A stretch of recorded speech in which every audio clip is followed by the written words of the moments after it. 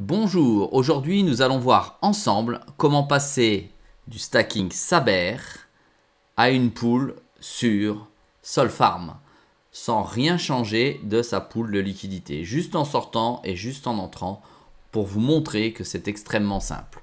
Et comme nous sommes sur la blockchain Solana, c'est très peu cher. A tout de suite.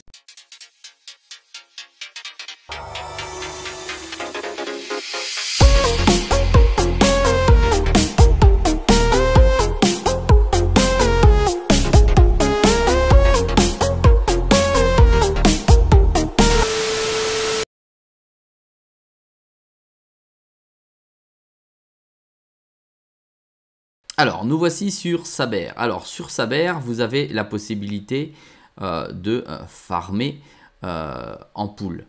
Vous pouvez aller voir ma vidéo précédente concernant Saber et puis vous pouvez aller voir comment réaliser la mise en farm de vos jetons.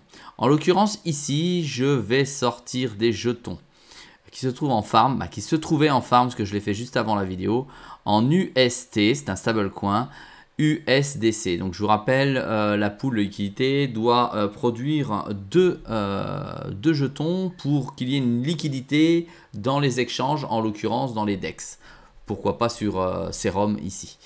Alors l'USDT, USDC me permettait d'obtenir un rendement de 15%. J'ai donc enlevé le stacking. Voilà, il y avait 1452 SLP à l'intérieur. J'ai donc cliqué ici, voilà, et je les ai retirés. En l'occurrence, là, ça serait pour les déposer. Donc, j'ai bien retiré 1452 dollars, puisque c'était que des valeurs de dollars à l'intérieur, puisque ce sont des stablecoins. Voilà, je les ai donc récupérés sur mon wallet Phantom.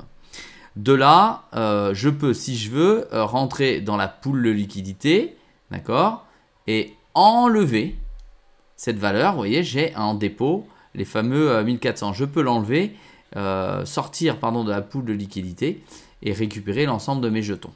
Ce qui ne m'intéresse pas du tout, puisque là, ce qui va m'intéresser, c'est de passer d'un rendement ici de 15% à un rendement bien supérieur sur Solfarm. Ici, je recevais mon rendement en SAB, donc en Saber, pardon. Alors, je vais aller maintenant sur Solfarm. Voilà, Solfarm, que vous pouvez voir également dans une vidéo passée. Et je vais rentrer ici en farming également sur une paire qui est la même. Donc, je vais garder la même liquidité. Voilà, l'USDT, USDC en LP.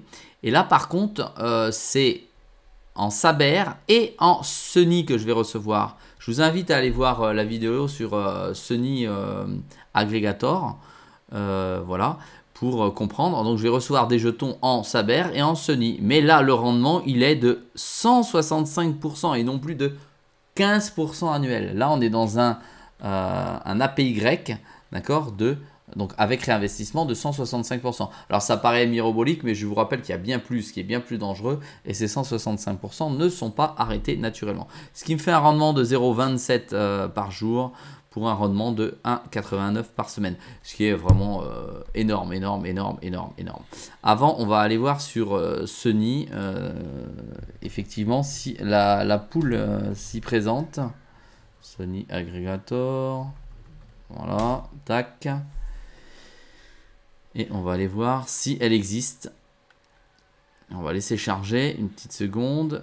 USDT, elle est à 96.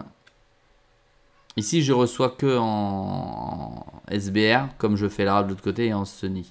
Voilà, elle est là. Là, elle est à 148%. Et sur Solfarm, elle est à 167%. Et sincèrement, c'est juste des défauts d'affichage. Parce que c'est la même pool de liquidité. Il la pratique ensemble, si vous avez bien compris. Donc, sur cette, voilà, sur cette partie, là, on me prend 16%. Voilà.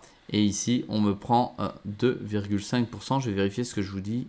Oui, c'est ça, 2,5% sur Solfarm. Donc là, je vais mettre sur Solfarm. On voit bien que sur mon portefeuille, ça apparaît. Ici. Et sur Sunny Aggregator, alors, je n'ai pas rentré mon portefeuille. On va rentrer le portefeuille. Phantom, tac, on clique. Il va reconnaître le portefeuille.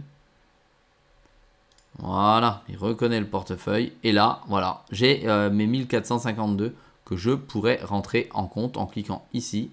Voilà, ils apparaissent ici. Voilà, c'est fait. Et je peux les déposer en Saber, en LP.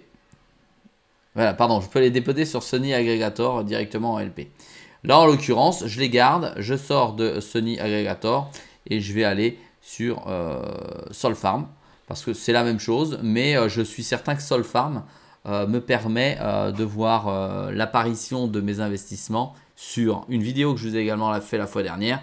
C'est sur Step Finance qui vous permet d'avoir un tableau de bord. Vous voyez ici, on voit mon ancien investissement sur Saber. Voilà, il va se remettre à 0. Normalement, il devrait disparaître puisqu'il n'est plus présent. Je n'ai plus que la liquidité, le LP. Voilà, il n'existe plus. Bah si, il existe encore. Bon, défaut d'affichage. Il y a le farming, etc. Bon, allez, hop, on va aller dans Solfarm pour ne pas perdre de temps. Sur Solfarm, vous allez voir, c'est hyper simple. Je veux déposer 100% de ma liquidité. Je m'amuse avec le petit curseur. Voilà, mettre ce que je veux. Ou je clique sur Max. J'ai la totalité. Je mets Deposit. Je valide mon Deposit avec ma clé privée. C'est validé. Voilà, transaction has been sent. Confirmé. Paf. Alors, qu'est-ce que ça a donné? On va voir pour la transaction confirmée. On va attendre un petit peu. Non, bah là c'était le wallet, effectivement, elle est confirmée, il y a une petite coupe, c'est bien déposé.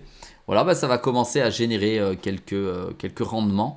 Il faut savoir que si j'ai bonne mémoire sur Solfarm, c'est 2 heures après hein, que l'on voit apparaître ces fonds. Voilà, pas avant.